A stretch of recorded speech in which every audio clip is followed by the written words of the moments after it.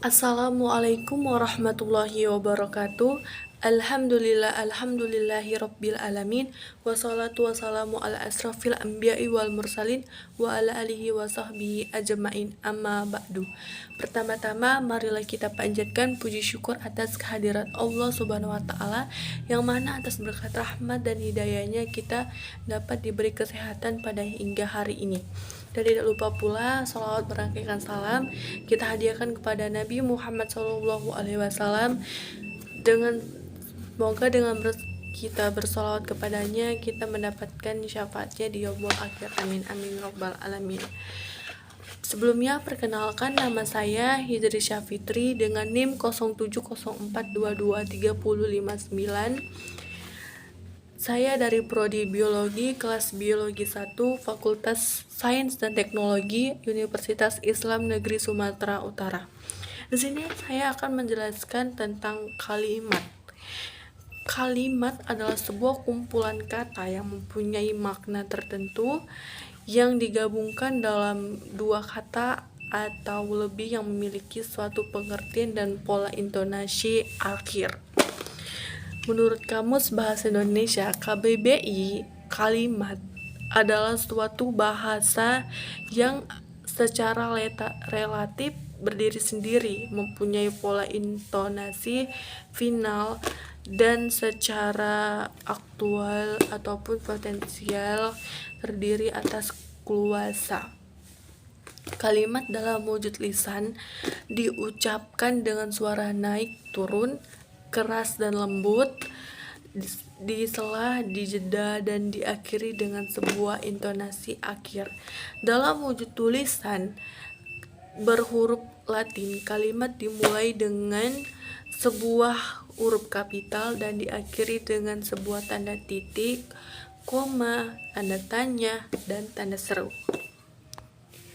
Syarat kalimat yang baik itu tidak menyimpang dari kaidah bahasa. Contohnya, jadwal di atas menunjukkan kereta api eksekutif Argo Lawu berangkat pada 17.00 dan gambir. Yang kedua, logis atau dapat diterima nalar. Contohnya, anak-anak itu sedang asik mengumpulkan pepohonan. Yang ketiga, jelas dan dapat menyampaikan maksud atau pesan dengan tepat. Contohnya, saya bingung melihat kelakuan anak itu. Unsur-unsur kalimat itu ada subjek. Yang pertama itu subjek. Subjek adalah kata benda dalam sebuah kalimat yang berupa nama orang, hewan. Oke, kita lanjut. Subjek itu tadi adalah kata benda dalam sebuah kalimat yang dapat berupa nama orang, hewan, benda, sapaan, dan lain-lain. Contoh subjek dalam suatu kalimat itu adalah Gina adalah teman kami, ayah kami sedang lomba memancing. Yang kedua ada predikat. Predikat adalah bagian yang menandai apa yang telah diucapkan ataupun dituliskan oleh pihak pertama. Contoh dalam kalimatnya adalah merokok membahayakan kesehatan. Keladi itu tumbuhan, bunga itu tanaman, ya nggak sih? Yang ketiga itu ada subjek. Subjek adalah bagian kalimat yang menunjukkan pelaku, tindakan, keadaan, masalah, atau segala sesuatu hal yang menjadi pokok suatu pembicaraan yang dibicarakan oleh predikat. Contohnya itu, ibuku suka menjahit, kursi dosen bagus, yang memakai kebaya dosen saya. Fungsi subjek ini dapat diisi oleh benda atau prosa nomina, klausa, maupun frasa verba. Selanjutnya itu ada objek. Objek merupakan bagian kalimat yang menjadi sasaran tindakan subjek dan melengkapi fungsi predikat. Karena sebagai pelengkap predikat, maka biasanya objek diletakkan sesudah predikat. Sama halnya seperti subjek, Objek diisi oleh nomina atau frasa pronomina dan juga klausa. Contoh objek itu ada dosen itu membaca buku bahasa Indonesia. Berarti objeknya itu buku bahasa Indonesia. Yang kedua itu buku bahasa Indonesia dibacakan oleh dosen itu. Berarti objeknya buku bahasa Indonesia. Yang kedua itu ada KPK menangkap para koruptor. Berarti objeknya itu para koruptor. Selanjutnya itu ada pelengkap. Pelengkap merupakan bagian kalimat yang berfungsi sebagai pelengkap predikat. Unsur pelengkap hampir sama dengan objek. Hanya saja kalau objek dapat berfungsi sebagai subjek, sedangkan kalau pelengkap tidak dapat berfungsi sebagai subjek dalam kalimat pasif. Perhatikan kalimat berikut ini yang saya ucapkan itu contohnya itu ada hakim membaca vonis hukuman, itu dalam objeknya itu hukuman. Terus itu kalau dalam pelengkapnya itu contohnya itu Indonesia berlandaskan Pancasila dan Undang-Undang 1945. Berarti Pancasila dan Undang-Undang 1945 itu sebagai pelengkapnya. Selanjutnya ada keterangan. Keterangan adalah kalimat yang lebih lanjut menerangkan tentang subjek, predikat, objek dalam sebuah kalimat. Keterangan boleh ditempatkan di mana saja atau bersifat mana suka lah, boleh-boleh gitu. Boleh diletakkan di awal, di tengah, atau di akhir kalimat. Keterangan ini dapat berupa adverbial, frasa nomina, frasa preposisional, atau juga dapat berupa klausa. Walaupun keterangan ini dapat diletakkan di mana saja, namun jangan sampai merubah makna sebuah kalimat itu. Contohnya, mahasiswa mengikuti ujian akhir semester sore itu. Mahasiswa mengikuti ujian akhir sore itu. Berarti keterangannya itu sore itu, karena itu keterangan tempat. Selanjutnya, ibu saya memasak pada sore ini. Pola kalimat dasar itu ada kalimat dasar tipe SP itu contohnya Nurul tertawa. Berarti itu subjeknya itu Nurul, predikatnya itu tertawa.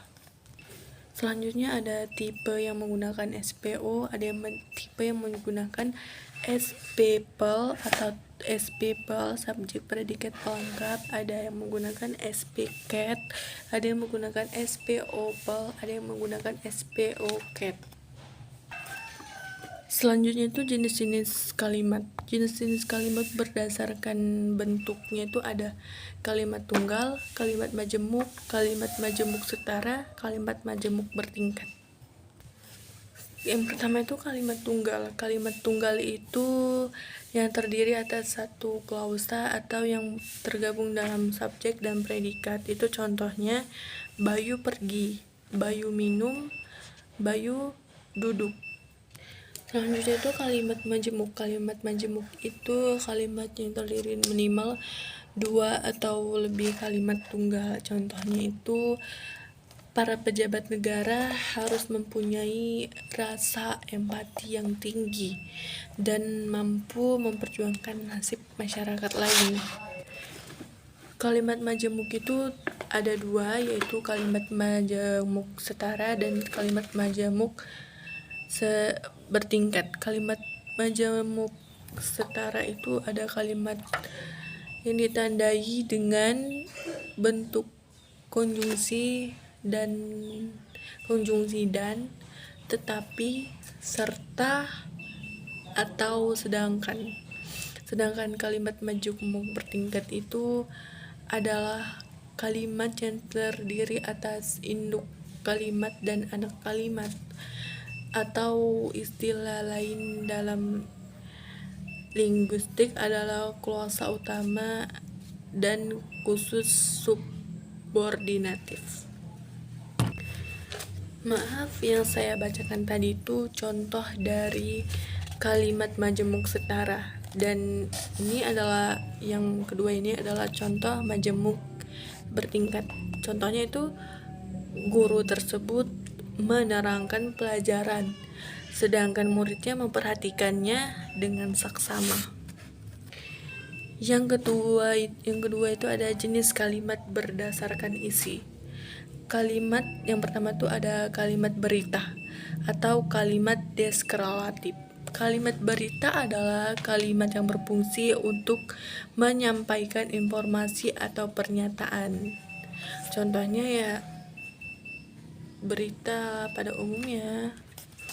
Yang kedua itu ada kalimat tanya. Kalimat interogatif adalah kalimat yang berfungsi untuk memberitahu tentang suatu informasi atau jawaban respon lawan bicara kita. Yang ketiga itu ada kalimat perintah atau kalimat imperatif. Kalimat perintah adalah kalimat yang berfungsi untuk mengungkapkan untuk melakukan sesuatu, seperti kata perintah. Kayak seperti letakkan buku itu di meja. Itu contohnya. Tentu yang keempat tuh ada kalimat seruan. Kalimat seruan adalah kalimat yang bertujuan untuk mengungkapkan perasaan, kayak seruan kayak Rani suka dengan Rina, entah Rani suka dengan Bayu, begitu. Yang ketiga tuh jenis kalimat berdasarkan pengucapan. Yang pertama itu kalimat langsung. Kalimat langsung adalah kalimat yang disampaikan secara langsung tanpa adanya perantara. Misalnya kita dengan lawan jenis bertatapan langsung atau mengobrol langsung di tempat yang sama dalam waktu yang sama. Kalimat tidak langsung adalah kalimat yang menceritakan kembali ucapan yang pernah dikatakan orang lain atau secara tidak langsung, atau kita melalui surat, melalui pesan WhatsApp, SMS, BBM dan lain-lainnya. Tuh. Yang keempat itu ada jenis kalimat berdasarkan fungsi subjeknya. Yang pertama itu ada kalimat aktif. Kalimat aktif adalah kalimat yang subjeknya melakukan tindakan. Yang kedua itu kalimat transitif. Kalimat aktif transitif adalah kalimat yang diikuti oleh atau disisipi oleh unsur objek. Yang ketiga itu ada kalimat intransitif. Atau kalimat aktif intransitif adalah kalimat aktif yang tidak dapat disisipi dengan unsur objek. Yang keempat itu ada kalimat pasif. Kalimat pasif adalah kalimat yang unsur subjeknya diberikan suatu tindakan atau pekerjaan, atau dia pasif, tidak aktif, tidak terlalu aktif gitulah. Saya rasa sekian penjelasan saya tentang kalimat. Apabila ada perkataan saya yang salah atau yang kurang tepat atau yang kurang jelas di hati penonton sekalian, saya mohon maaf dan mohon ampun kepada Allah Subhanahu wa Ta'ala, dan saya mohon ampun kepada ibu dosen. Mohon maaf apabila penyampaian saya kurang jelas, karena sesungguhnya manusia tidak ada yang sempurna. Saya tutup. Wassalamualaikum warahmatullahi wabarakatuh.